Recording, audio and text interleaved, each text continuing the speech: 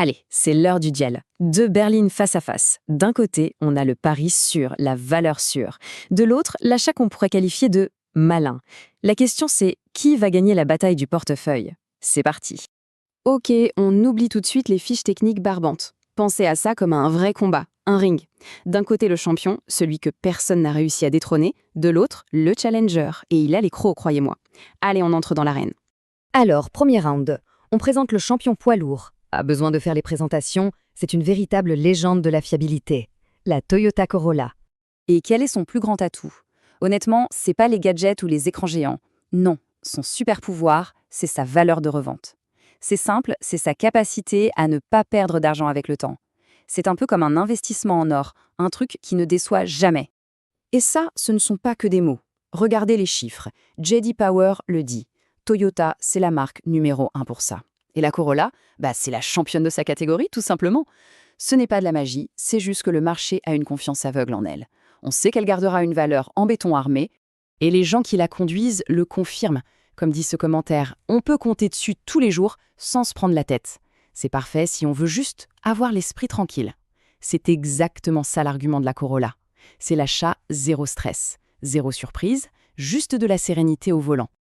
Ok, mais et si on en a marre de la tranquillité? Si on veut plus de style, plus de technologie, plus de tout, et tout ça tout de suite? Eh bien, attention, parce que voilà le challenger qui débarque en force. Voici la Geely Hombrand. Et attention, l'Engrand ne sort pas de nulle part. Geely, c'est le groupe qui possède Volvo et Lotus quand même. Le design, il est signé par l'ancien chef du design de Volvo. La stratégie est claire comme de l'eau de roche. En mettre plein la vue avec le style, les options, pour un prix défiant toute concurrence. À l'intérieur, c'est moderne, bourré d'écrans et avec 85% de matériaux doux. Bref, elle a tout d'une voiture de luxe, sauf le prix. Allez, assez de blabla. On passe aux choses sérieuses, les chiffres. Et c'est là, précisément, que Longran envoie son tout premier repercu. Voilà, regardez bien ce trafic. Le prix, c'est même pas un uppercut, c'est un chaos direct.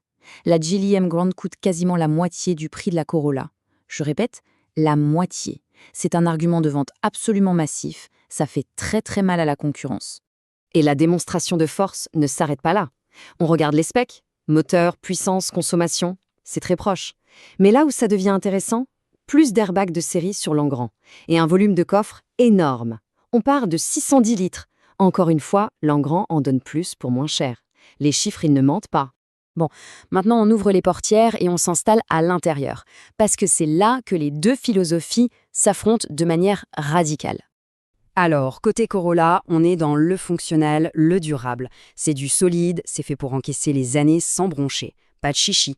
Et de l'autre côté, l'Hombrand, là c'est un autre monde. C'est stylé, c'est techno, on a des écrans partout, on a l'impression d'être dans un cockpit de vaisseau spatial. C'est vraiment l'ancien monde contre le nouveau.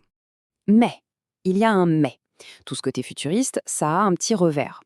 Comme le dit cet utilisateur sur Reddit, le système d'infodivertissement, c'est pas du Android, c'est pas du Apple, c'est un logiciel maison qui peut être, disons, un peu frustrant. C'est un point à ne pas négliger pour l'utilisation au quotidien. Et on arrive au moment critique, le round décisif, la question qui tue, le pari sur le long terme. Donc voilà le cœur du problème. D'un côté, la promesse du champion, la réputation Toyota, une fiabilité prouvée et une valeur de revente au top. De l'autre, l'offre du challenger, une garantie qui semble en or, 5 ans ou 150 000 km. Alors on mise sur quoi? La réputation ou l'assurance? Et pour être honnête, il y a plein de propriétaires d'Emgrand qui sont super contents. Comme cet utilisateur qui, après 1 an et demi et 22 000 km, dit « Alhamdulillah, aucun problème ». Pour beaucoup, l'expérience c'est nickel. Sauf que, il y a toujours l'autre côté de la pièce. D'autres, comme cet autre utilisateur, vivent un cauchemar, joint de culasse, radiateur à changer, un moteur qui tourne mal. Et c'est ça qui crée le débat. C'est là que le doute sur la fiabilité à long terme s'installe. C'est le risque. Alors, fin du combat. Après tous ces rondes, qui gagne? La vérité, c'est qu'il n'y a qu'un seul juge ici, la personne qui va signer le chèque. Parce que tout se résume à une seule question, une question de priorité personnelle. Qu'est-ce qui est le plus important? L'argent qu'on économise maintenant ou la valeur qu'on est sûr de conserver pour demain? Pour résumer, c'est simple. La Corolla, elle gagne sur la tranquillité d'esprit, la fiabilité qui a fait ses preuves et une valeur de revente excellente. L'Emgrand, elle, gagne sur le prix qui est juste imbattable, la technologie moderne et un style beaucoup plus audacieux. Le gagnant, au fond, ça dépend de ce que l'on recherche. Il n'y a pas de mauvaise réponse. Il y a juste le bon choix pour un certain budget, certains besoins et une certaine tolérance au risque. Et on va se quitter sur cette dernière pensée, la question qui résume tout ce duel. Est-ce qu'un challenger qui offre une garantie en béton est un achat plus malin qu'un champion qui a une réputation en or? À méditer.